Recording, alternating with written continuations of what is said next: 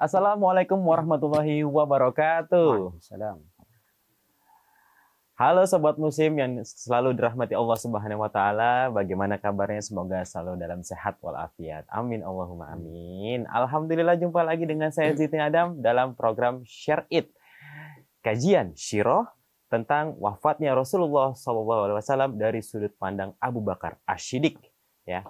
Dan pastinya saya tidak sendirian, saya sudah ditemani oleh seorang narasumber, yaitu Ustadz Bani Hashim, yang insya Allah akan menuntun kita semua untuk lebih tahu lagi, lebih mengenal lagi tentang Rasulullah SAW dan juga para sahabatnya, ya.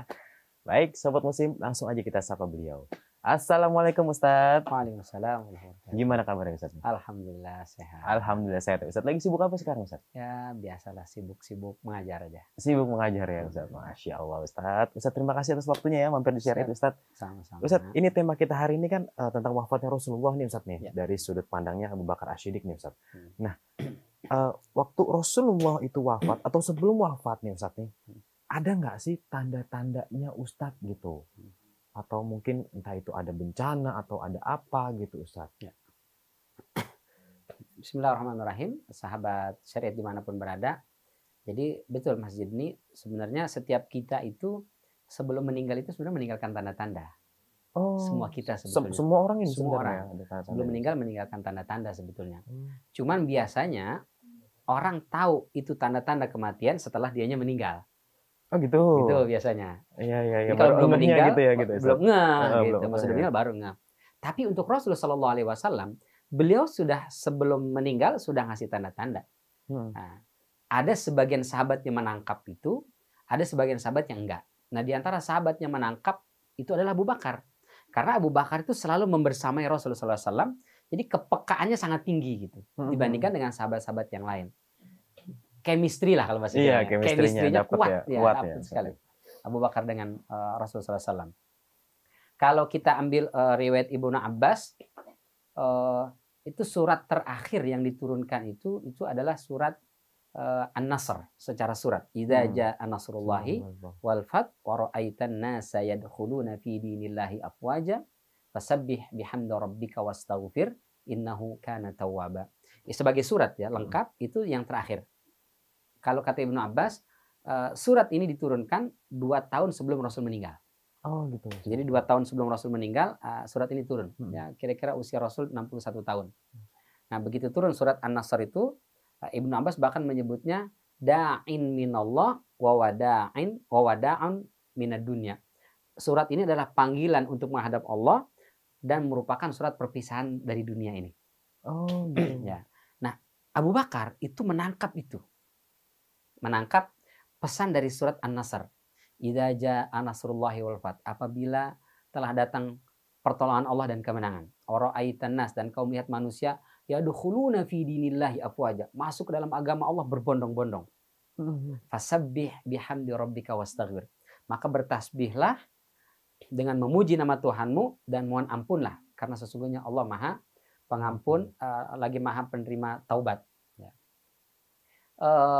Ibnu Abbas dan Abu Bakar menangkap bahwa pesan surat ini adalah selesai masa tugas Rasulullah. Ya, cuman Abu Bakar nggak menyampaikan, Ibnu Abbas yang menyampaikan. Dari mana tahu? Karena kalau sudah datang pertolongan Allah, sudah menang, orang sudah banyak masuk Islam, apalagi tugas Rasul kan? Berarti udah kelar. Gitu. Kalau udah kelar tugasnya, balik. Gitu. Nah, Abu Bakar turun surat itu udah sedih luar biasa ya. Kalau kata Ibnu Abbas, setelah turun surat ini, Rasulullah Shallallahu Alaihi Wasallam masih hidup selama 2 tahun. Lalu kemudian tahun berikutnya Rasulullah Shallallahu Alaihi Wasallam melaksanakan haji wada. Sebelum haji wada kan Ramadan tuh. Nah, iya, kan Ramadan, Syawal, Dzulqa'dah, Dzulhijjah. Nah di Ramadan itu tidak seperti biasanya. Rasulullah itu biasanya itikaf tuh 10 terakhir aja. Jadi malam 21, 22, 3 sampai malam 30 selesai itikaf tuh. Tapi di tahun itu Rasul 20 hari. Jadi dari malam ke 11 itu udah itikaf tuh. Kok tumben nih, Rasul biasanya itikaf cuma 10 malam. Ini 20 malam nih gitu.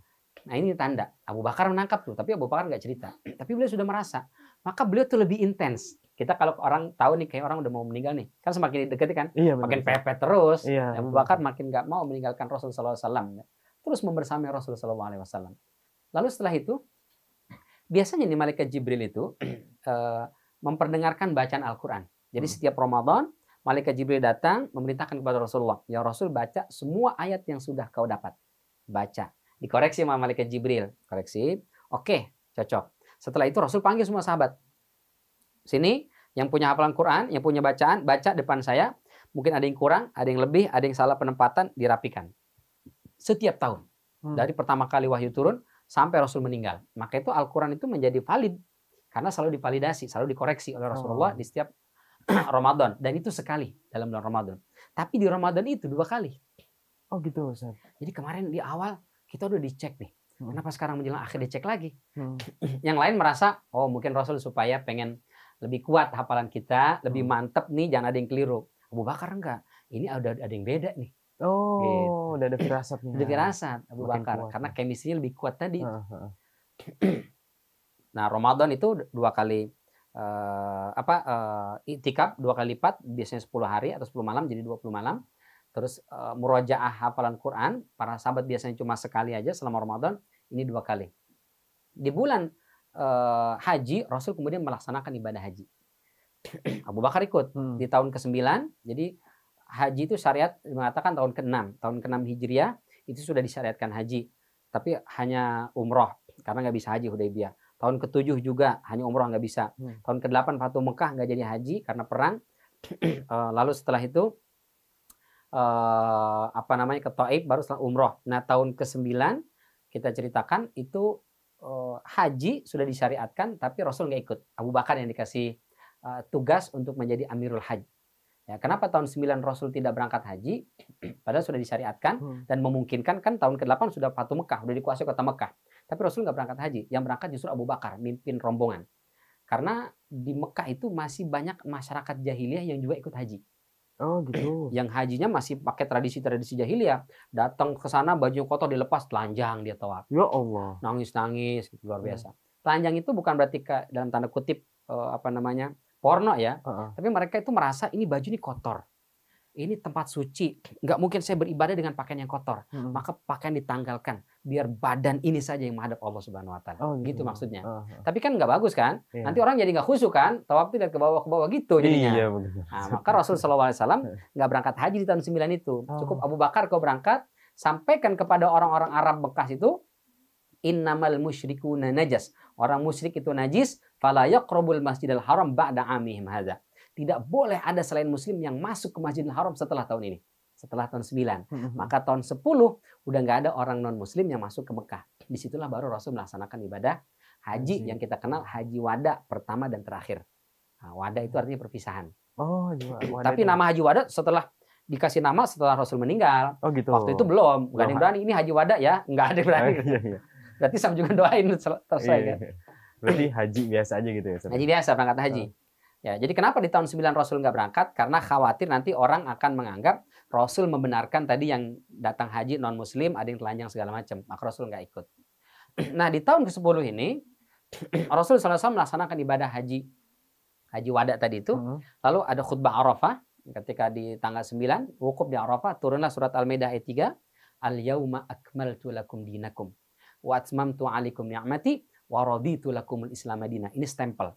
Pada hari ini telah aku sempurnakan, telah aku cukupkan untukmu nikmatku, aku sempurnakan untukmu agamamu, wa raditu lakumul Islam madinah, dan aku ridho Islam menjadi agama yang resmi untuk kalian. Abu Bakar langsung mikir, ini kalau sudah distempel, nikmat sudah dicukupkan ke Rasulullah, agama udah sempurna, Islam sudah ketok palu jadi agama resmi, berarti tugas Rasul udah habis. Oh, Abu Bakar tuh. Abu Bakar nih ya. Bakar. Udah firasat aja Udah gitu firasat ya. itu. Tapi dia diam aja ya pas Tapi firasat dia, gitu ya. ya orang kalau misalnya ngerasa orang yang disayanginya mau meninggal, nggak mungkin cerita. Rasa-rasanya kamu kayak mau meninggal ya? Mungkin dong. Nggak, maksudnya mungkin ke sahabat yang lain gitu. Beliau nggak cerita. Tapi beliau tahu itu. Jadi taunya dari mana kita Abu Bakar tahu? Karena Abu Bakar paling sering menangis. Jadi yang lain tuh biasa aja antusias mendengar Rasulullah. Abu Bakar nggak menangis sedih. Ya begitu ditanya kenapa kau menangis, baru di situ Abu Bakar cerita. Gitu.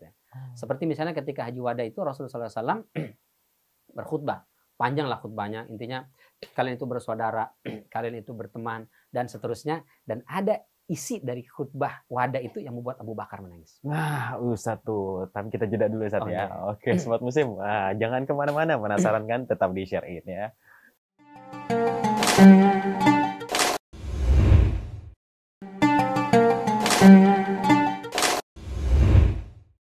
Baik Sobat Muslim, masih bersama saya Zidni Adam dan juga Ustadz Bani Hashim ya. Tadi Ustadz sudah menjelaskan nih tanda-tanda Rasulullah akan wafat nih, termasuk haji terakhir yaitu Haji Wada. Dan di Haji Wada ini adalah Rasul berkhutbah ya Ustadz ya, sehingga ada khutbah yang bikin Abu Bakar ini menangis. Nah, apa itu Ustadz isinya Ustadz? Jadi di antara khutbah Rasulullah SAW dalam khutbah itu Arafah ya, wukuf, setelah wukuf kan ada khutbah itu disebutnya khutbah Arafah. Kata Rasulullah, kalian itu bersaudara, jangan saling zalim, jangan saling menyakiti, dan seterusnya lah. Terus kemudian di akhir Rasul mengatakan, ada seorang hamba Allah berikan pilihan. Yang pertama, Allah berikan semua dunia dengan berbagai macam aksesorisnya. Yang kedua adalah berjumpa dengan Allah Subhanahu wa taala. Lalu hamba itu memilih, saya lebih memilih berjumpa denganmu ya Allah. Semua sahabat, wih bagus banget tuh hamba tuh ya. Dikasih dunia dia nolak, dia lebih milih Allah Subhanahu wa taala. Di situ Abu Bakar menangis. Ditanya, lima yuki kayak Abu Bakar. Kenapa kau menangis Abu Bakar? Itu siapa yang menanya? Maaf. Sahabat yang lain. Oh, sahabat yang lain. Nanya ke Abu Bakar. Bukan Rasul. Iya. Beliau nangis tidak di hadapan Rasul. Beliau menjauh kemudian menangis gitu. Karena kan tahu Rasul akan meninggal nih. Ada apa rasa-rasa gitu. Jadi beliau nggak mau menampakkan di hadapan Rasulullah gitu. Tapi sahabat yang lain bertanya, kenapa kau menangis Abu Bakar? Kata Abu Bakar, karena Rasul sudah menyampaikan itu. Tapi kan Rasul bilang seorang hamba yang lain maksudnya gitu. Kata Abu Bakar enggak, itu maksudnya adalah beliau. Jadi beliau ditawari oleh Allah Subhanahu wa taala mau nambah umurnya, diberikan berbagai macam kemegahan dunia ini, ataukah cukup sampai di sini. Jadi kata Rasulullah, semua nabi itu ketika ajalnya sudah habis, datang malaikat maut, dikasih tawaran masjid ini. Oh gitu. Mau nih sekarang jatahmu sudah habis, mau nambah apa sekarang aja? Semua nabi gitu. Oh gitu, Iya. ada bisa Tapi nego kalau gitu. kita nggak bisa, Oh, iya. kita nggak dapat tawaran itu. Iya, Jadi semua nabi itu begitu datang malaikat maut, ngasih tahu, Assalamualaikum ya Nabi Allah, aku ditugaskan Allah mencabut nyawamu hari ini. Tapi Allah memberikan pilihan, tawaran, mau dicabut sekarang aja, ataukah mau ditambah umurnya? Gitu. Semua nabi milih sekarang aja, kecuali satu, Nabi Musa alaihissalam. Oh gitu. Nabi Musa itu beliau begitu ditawarin, ditanya mau sekarang aja atau nambah. Kata Nabi Musa, izinkan aku berjalan kembali ke Masjidil Aqsa. Biarkan cabut nyawaku ketika aku sudah berada di tanah haram. Karena ketika mau dicabut itu beliau sedang di luar tanah haram. Jadi beliau bilang, biarkan aku kembali ke Aqsa. Kalau kakiku sudah masuk ke tanah haram, cabut nyawaku. Ya. Maka diizinkan tuh. Cabut nyawanya, meninggalnya di tanah haram. Semua nabi ditawarkan. Tapi kebetulan karena kita bukan nabi, jadi kita nggak ada tawaran. Gak ada tawaran kita. Udah mati langsung cabut udah. Terus Ustaz? Nah, Rasul Shallallahu Alaihi Wasallam ditawarkan, aku tambah usiamu dan seluruh gemerlapnya dunia akan menjadi milikmu. Ataukah kau kembali? Maka Rasul kemudian memilih kembali.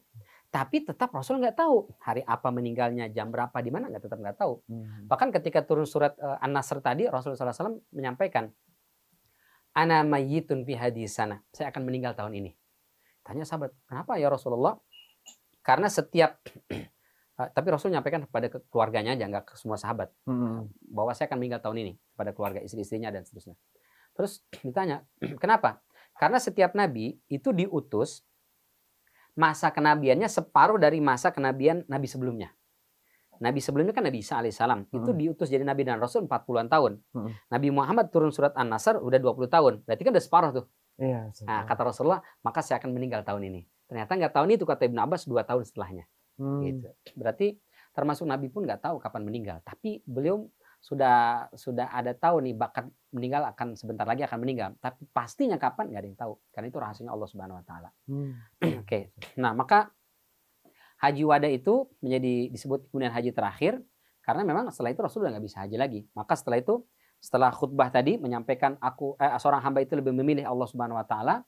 Lalu setelah itu kata Rasulullah kepada semua sahabat, tolong perhatikan betul-betul manasik haji ini.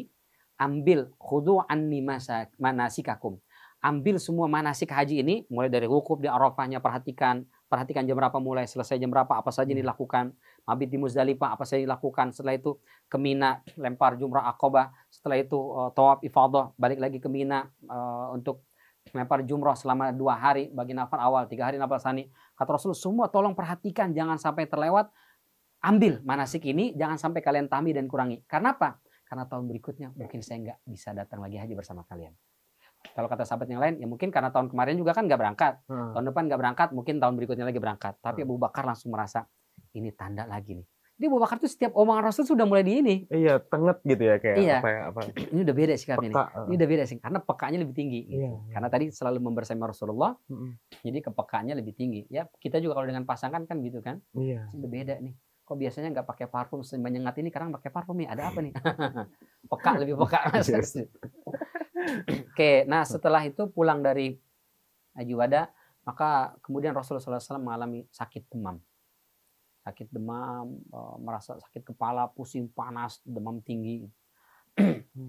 Selama 14 hari. Tapi masih bisa sholat, masih bisa mengimami sahabat gitu. Cuman Abu Bakar sudah semakin, sakit kan gitu ya. Dia kan udah merasa ini akan meninggal nih. Ditambahan sakit. Rasul selama hidup tuh nggak pernah sakit. Nggak pernah sakit. Sakit sekali yang pernah kena sihir di surat Al-Falaq, surat An-Nas itu turun di awal-awal. Yang kedua ini sebelum meninggal 2 kali aja. Selama 63 tahun sakit hanya 2 kali. Selama ini nggak pernah bengek, pilek apa segala, nggak ada itu. Nggak ada. Rasul pola hidupnya sehat, makanannya sehat. Jangkut kan dulu belum ada kan? Iya. Semuanya serba mantep lah pokoknya. Ada cireng kali Ustaz nggak ya? Belum ada cireng dulu. Jadi sehat terus Rasulullah. Nah tiba-tiba sakit. Nah maka Abu Bakar sudah mulai curiga. Ya. Setelah itu pulang Rasulullah SAW semakin menjadi panasnya, demamnya. Tapi Rasul sebagai seorang suami, beliau masih tetap ya menggilir istri-istrinya. Malam ini ke rumah ini, ke rumah ini, ke rumah itu. Tapi setiap kali di rumah istri yang lain, di rumah Hafsah nanya, besok saya di rumah siapa ya? Besok di rumah jadwal misalnya Zainab ya Rasul binti Jahash. Rumah Zainab. Nanti rumah Zainab nanya lagi, saya besok di rumah siapa ya? Oh besok di rumahnya misalnya Sofia gitu. Nanti rumah Sofia nanya besok saya rumah siapa ya? Akhirnya semua ngerasa ini berarti Rasul nyari menanti-nanti ingin ke rumahnya ibunda Aisyah. Oh biasanya nggak pernah nanya? Nggak pernah. Gitu. Ya. Jadi kalau malam ini rumah ini ya udah gitu. Besok rumah itu ya udah gitu. Terus gilirannya gitu. Itu nggak nanya terus gitu. Sampai istrinya kemudian merasa ini Rasul berarti beliau ingin ke rumah ibunda Aisyah. Langsung kumpul turun rembuk. Sepakat nggak kalau jatah kita semua kita berikan ke Aisyah. Biar Rasul nggak usah ke rumah kita. Biar beliau di rumah ibunda Aisyah aja. Karena Rasul sudah sakit-sakitan, Rasul merasa lebih nyaman, lebih enjoy di rumah ibunda Aisyah. Masya Allah. Oh, Masya Allah. Istri-istrinya kompak ya Ustaz. Kompak. Ya? Jadi disitulah muncul kedewasaan, disitulah muncul pengertian gitu ya. Luar biasa. Ada saat kita ceritakan kemarin istri Rasulullah cemburu ada. Gitu. Ada ya. Tapi ada juga rasa ya seperti itu ada gitu. Kalau cemburu terus bahaya juga kan. Udah sakit, Rasulullah di sini aja sih, ngapain sih ke rumah Aisyah misalnya. Ya Allah. Nah, kenapa rumah ibunda Aisyah kita sampaikan kemarin? Ustaz? Karena memang ibunda Aisyah memiliki kelebihan yang diberikan oleh Allah Subhanahu Wa Taala. Beliau itu cerdas, kemudian akhlaknya sangat luar biasa, bagus ya. Dan kita ceritakan kemarin itu ibunda Aisyah rumah tangga dengan Rasulullah ditimpa prahara ya kan, hadis ifki itu. Nah, ternyata prahara itu ujian rumah tangga Rasul dengan ibunda Aisyah aja, yang istri-istri lain nggak ada prahara sedahsyat itu. Fitnah gitu ya. Fitnah yang paling parah besar ya di situ aja rumah ibunda Aisyah itu. Kenapa itu? Karena ternyata di akhir hayat itu Rasulullah memilih rumah ibunda Aisyah dan sampai akhirnya nanti meninggalnya di pangkuan ibunda Aisyah. Ini yang merupakan kata ibunda Aisyah keistimewaan yang Allah berikan kepadaku. Yaitu Allah perkenankan Rasulullah itu meninggal di pangkuanku di saat di rumahku bersamaku dan berbagi liur ibaratnya. Berarti mencium lah ya. Dan seterusnya. Ini adalah keutamaan dan kemuliaan. Jadi kadang memang kita diuji oleh Allah dengan sesuatu. Kenapa? Karena Allah mau muliakan kita. Di dunia sebelum di akhirat. Masalahnya sabar apa enggak? Gitu. Jadi ibunda Aisyah diuji oleh Allah rumah tangganya bersama Rasulullah. Tapi justru di dunia itu sebelum di akhirat Allah muliakan ibunda Aisyah dibandingkan istri-istri yang lain kan? Iya benar. Istri lain langsung merasa ya ini memang kemuliaan Aisyah nih, maka kita ngalah gitu. Dan tentu kemuliaan ini itu tidak ujug-ujug datang, tapi karena akhlaknya ibunda Aisyah, kedermawanannya ibunda Aisyah, kecerdasan ibunda Aisyah, yang itu semua diwarisi dari Abu Bakar radhiyallahu anhu arba. Jadi bapaknya akhlaknya, kepribadiannya luar biasa, lahirlah kepada anaknya. Dan itu yang kemudian menjadikan ibunda Aisyah dimuliakan oleh Allah Subhanahu Wa Taala. Maka Rasul SAW kemudian di rumah Ibunda Aisyah sampai kurang lebih 5 harian lah ya, 5 hari sebelum meninggal itu sakit Rasul semakin parah luar biasa, panas demamnya tinggi, sampai kemudian akhirnya Rasulullah SAW meminta bawakan air. Dibawakan air. Mandi. Kenapa? Karena beliau mau memberikan wasiat. Nah, ini wasiat terakhir. Nah, Ustaz kita jeda dulu ya Ustaz. Nah, sobat muslim, apa tuh wasiatnya ya? Jangan kemana-mana, tetap di Syariat ya.